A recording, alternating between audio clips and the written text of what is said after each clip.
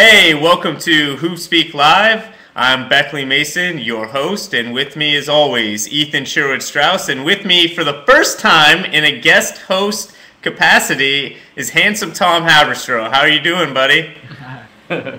Greetings, folks. Thanks for having me on.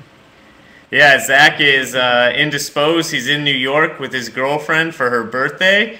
Very happy birthday to you, Amber. And this will be fun. We're gonna have a God-blessed host leading us today. So let's get right to it. What's going on in the NBA? Things are getting very serious with this lockout, as everyone knows. The 2 weeks of the season has been canceled.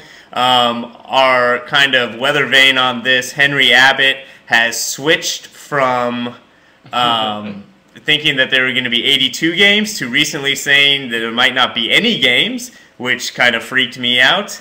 But then all of a sudden, out of nowhere, comes this federal mediator. And this could really change the complexion of things. And so I think that in particular, it might kind of take away some of the transparency issues that have been out there, that they might be able to call forth numbers that the owners are not sharing with the players union and assign a value to them that will allow the negotiations to move forward. So someone who knows a little bit about this, talked with Henry a little about this, is Tom. Tom, can you break down what is unknown and what the mediator can possibly help with? Well, I think the mediator is there, and it's a good thing that he's there because he's going to be an unbiased arbiter in the negotiations. He can't really say who's right or who's wrong, but he can probably paint a good picture of what's attainable and what's not. Is the separation too wide? Henry Abbott just wrote a great article today, and one of his points was that actually the mediator can serve as a... So if I'm one of the owners and I think I'm right, and then a federal mediator says, no, you're not, you're being unreasonable, then I'll be like, ooh, okay, federal mediator, you're really much better than this, and you're smarter about these negotiations than I am, so I'm going to listen to you. And so basically the mediator isn't going to like raise one guy and say he's right and he's wrong. It's more like, you're being unreasonable, so are you. Let's try to make this come together closer and see if we can come to an agreeing point. And I think, Beckley, you said that the NHL, once they had the mediator, they just axed the season. Right. Yeah, it was 5 days, and then they just ended it. Right. So, but I don't think this mediator is a cure-all, but I do think it's a really strong step forward, and I think it kind of took everyone out of left, like blindsided everyone. Ethan, what do you think? What do you think? I like the idea of it. I like the idea of some sort of King Solomon or King David type kind of descending and making a ruling and deciding the fairness of the issue. I think mediation can be great in certain acrimonious disputes where both parties just lose out due to legal fees and lost time. Divorce mediation is a good example of that. But I think I see this through the prism that everybody else sees it through as basketball writers and fans, where a lot of it is that we really only care about what will make the season happen again. So I try to divorce that sentiment from another one that I have, which is kind of rooting for the players. And, I don't want them to get buffaloed. I'm willing to say that I'm willing to miss games in time for them to get a fair deal. And that's not a feeling that I've seen echoed elsewhere, but I'm going to try to stick to it.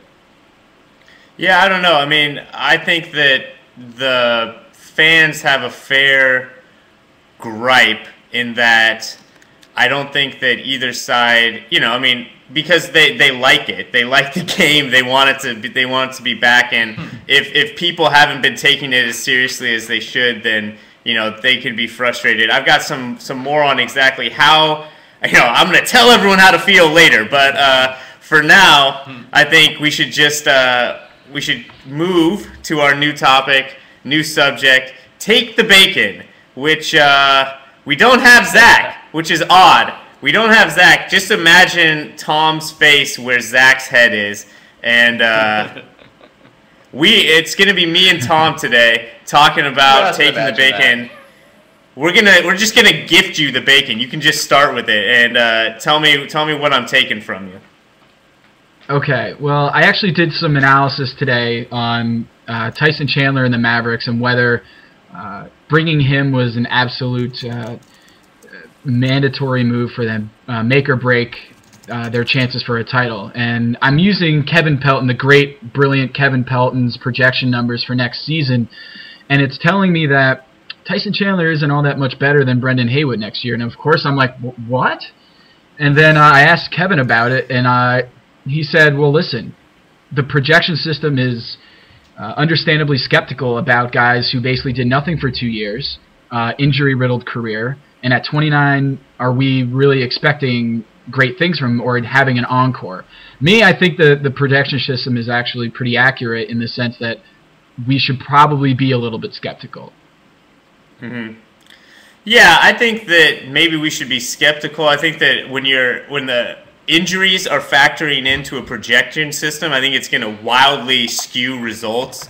If he plays, he's exactly what they need. Next to Nowitzki, he's basically the perfect player because of the way he covers the court, the way he understands his role on both offense and defense. He's got great hands. He finishes above the rim. He protects the basket. He communicates.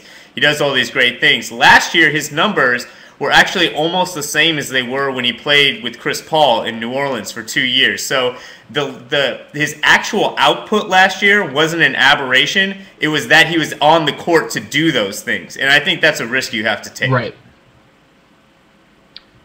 Yeah, and certainly the upside is there. But from Mark Cuban's perspective, we're right back in the same place where we were before, where he has to overpay his own players. And the Brendan Haywood contract, it has to happen because he's over the cap. And for bird rights, he's just the only avenue that he can go other than making trades. So he ends up with this bloated books, and I just don't see how he can go anywhere else than signing Tyson Chandler. But before, you have to remember that the Charlotte Bobcats essentially gave away Tyson Chandler. It was like, what, 8 months ago when that happened? And now we're calling him one of the best centers in the game. So it's just funny how things happen so quickly. Right, that well-run organization, the Bobcats, who make so many good personnel decisions. I should really trust their word on this.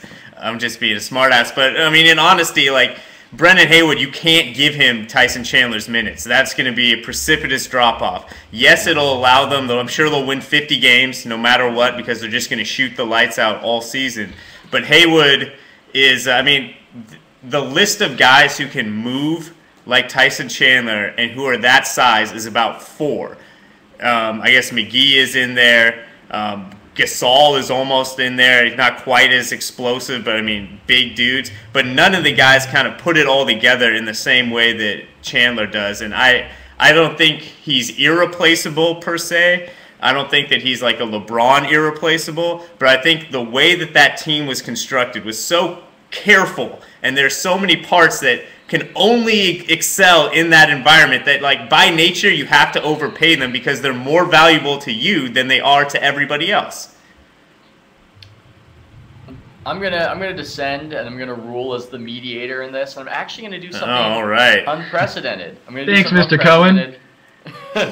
I'm going to send repo men to Zach's house and actually repossess some bacon because Tom was so good. He was so competent. He had an interesting angle on this. And, Beckley, you acquitted yourself quite nicely. I can't claim to listen to the whole exchange. I often tune out. Right. I liked what I saw. And I'm sending men right now. I've pushed the button, and they're going to Zach's house. I'm sorry, Zach, but it's how it has to be. So who gets the bacon? You're just taking it from Zach? Of course Zach is losing it. Do I not get bacon? You guys can split the bacon, Boo! And whoever agrees to that first doesn't get it. It's like the whole baby thing and the original media. Are you expecting us to do like the Lady and the Tramp? Yeah, this is awful. Let's move to rumors from Ethan's head so we can just crap on whatever he says because this is angering me. All right. I knew that was coming anyway.